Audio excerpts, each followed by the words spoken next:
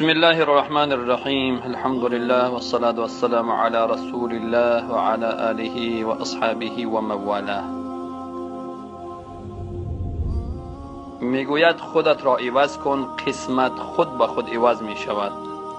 کسی که به الله محبت می کند تنهایی را می پسندد. سحرخیزی باعث خیر و برکت می شود. انسان از عقل شناخته می شود، نه از چهره. حتی اگر با دشمن وعده کردی بازم به وعده وفا کن. زندگی ساده از نشانه های ایمان است. خانه ای که از تلاوت کتاب الله خالی باشد ویران است.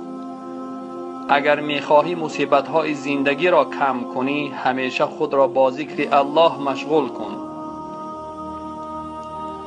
علم با عمل دل را زنده می کند، مانند باران که زمین خشک را زنده می کند. هیچ چیزی در دنیا بدتر از ناامیدی نیست و نام دوم موت ناامیدی است.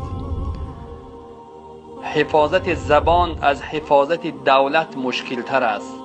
از ترک دنیا رغبت آخرت حاصل می شود.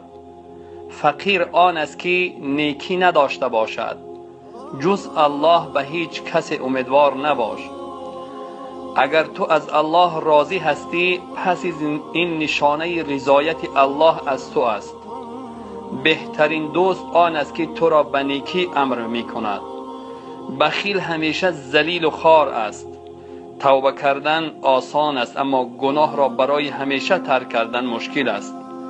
زمانی که حدیث پیامبر صلی الله علیه و سلم را می شنوی به نیت عمل او را حفظ کن، نه به نیت روایت. هرگاه انسان از الله دور شود آرامش از او دور می شود و به جای آرامش خوف و هراس می آید.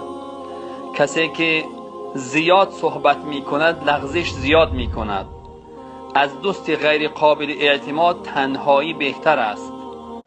معاف کردن ظالمان ظلم بزرگ در حق مظلومان است.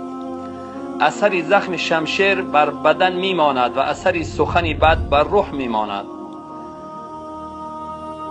از امیدهای اضافه و زیاد دور باش، چرا که این سرمایه احمقان است. بدترین بردگی و غلامی بردگی خواهشات نفسانی است. دشمن دوست نما از هر چیز خطرناکتر است. مشکل ترین کار دنیا اصلاح خود است. ندامت بعد از گناه شاخه از توبه است.